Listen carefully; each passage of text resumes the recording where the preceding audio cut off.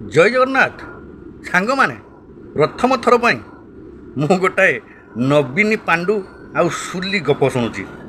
କ'ଣ ଆପଣମାନେ ବି ଶୁଣିବାକୁ ଇଚ୍ଛା? ତାହେଲେ ଥରେ ଶୁଣି ନିଅନ୍ତୁ। କିଛି ବର୍ଷ ତଳର କଥା। ରାଜଧାନୀ ଭୁବନେଶ୍ୱରରେ ନବୀନ ନାଁରେ ଜଣେ ଜମିଦାର ରହୁଥିଲେ। ନବୀନ ଯେହେତୁ ବାହାସାହା ହେଇନଥିଲେ, ତେଣୁ ତାଙ୍କୁ ବୃଦ୍ଧ ବୟସରେ ସେବା ଶୁଶ୍ରୂଷା କରିବା ପାଇଁ କେହି ନଥିଲେ। ଏଥିପାଇଁ ନବୀନ ଭୈରବ ବୋଲି ଗୋଟେ ଗୁମାସ୍ତାକୁ ଘରକୁ ନେଇ ଆସିଥିଲେ। ଭୈରବ ବି ନିବାସକୁ ଆସିବା ଦିନଠାରୁ ନବୀନଙ୍କର ଖୁବ୍ ଯତ୍ନ ନେଉଥିଲା। ନିବାସର ଯତ୍ନ ନେବାଠୁ ଆରମ୍ଭ କରି ବିଲ ବାଡ଼ି ବଗିଚା ଚୌକି ସବୁର ଯତ୍ନ ନେଉଥିଲା ଭୈରବ। ନିଜ କାମରେ ସହଯୋଗ କରିବା ପାଇଁ ଭୈରବ କ'ଣ କରିଥିଲା ନା କିଛି ଦେଶୀ କୁକୁର ପାଳିଥିଲା।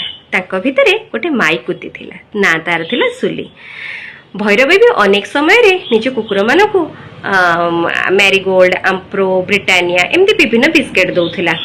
ତେଣୁକରି ସୁଲି ଏଥିରେ ଭାରି ଖୁସି ହେଇଯାଉଥିଲା।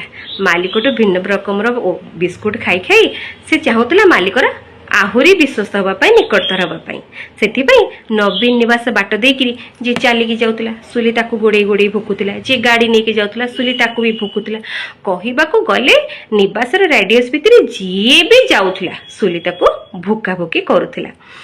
ତ ହଠାତ୍ କ'ଣ ହେଲା ନା, ଏଇଭଳିଆ ଯେଉଁ ଚାଲିଥିଲା ତା ଭିତରେ ଭୈରବ କ'ଣ କରିଥିଲା ନା, ଜମିଦାର ବଦଳରେ ନିଜକୁ ଛାୟା ଜମିଦାର ବୋଲି ଭାବି ନେଇଥିଲେ।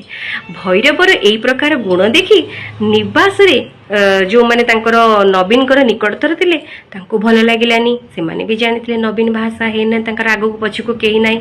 ସେମାନଙ୍କର ବି ସମ୍ପତ୍ତି ବାଡ଼ି ଉପରେ ଭାରି ନଜର ଥିଲା। ତେଣୁ ସେମାନେ ସବୁ ଗୋଟେ ମେଳି କଲେ, କହିଲେ ଭୈରବ ତ ତାମିଲ ଦେଶରୁ ଆସିଛି, ତାମିଲ ଦେଶରୁ ଆସି ଆମରି ନାକ ତଳେ ବସି ଏଠି ସବୁ ନେଇକି ପଳେଇବ, ହବ ନାହିଁ। ତେଣୁ ସେମାନେ ଗୋଟେ ମେଳି କଲେ। ତେଣୁ ମେଳିର ପ୍ରଭାବ ଏତେ ଅଧିକା ଥିଲା ଯେ ଭୈରବକୁ ବିଚରା ତାମିଲ ଦେଶ ଫେରି ଯିବାକୁ ପଡ଼ିଲା।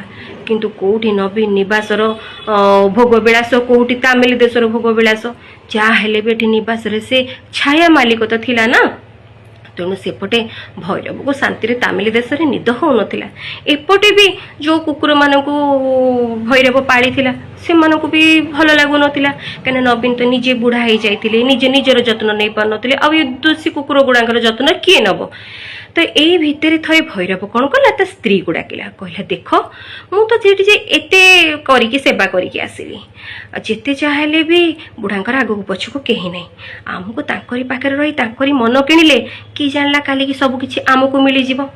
ତେଣୁ ସ୍ତ୍ରୀ ବି ସ୍ୱାମୀଙ୍କର ତ୍ୟାଗ, ତପସ୍ୟା, ବଳିଦାନକୁ ହେଜି ସବୁ କଥାକୁ ବୁଝିକରି ତାମିଲ ଦେଶରୁ ବେଡ଼ିଂ ବସ୍ତାନି ଧରି ଆସିକିରି ଭୁବନେଶ୍ୱରରେ ନିବାସରେ ପହଞ୍ଚିଗଲେ।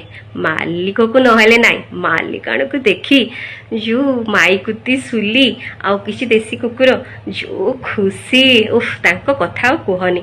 ନହେଲେ ନାହିଁ, 2 ବର୍ଷ ପରେ ହଉ 3 ବର୍ଷ ପରେ ହଉ ଯାହା ହେଲେ ବି ତ ମାଲିକାଣୀ ତ ଫେରିଲେ ନା। ତେଣୁକରି ସମସ୍ତେ ଭାରି ଖୁସି। ଏବେ ନା ସୁଲି ଭାରି ଭୁକାଭୁକି କରୁଛି। ଆଉ ତମେମାନେ ଯଦି କେତେବେଳେ ନିବାସ ବାଟ ଦେଇକି ଯାଉଥିବ, ଖାଲି ହାତରେ ଯିବନି, ସାଙ୍ଗରେ ମ୍ୟାରିଗୋଲ୍ଡ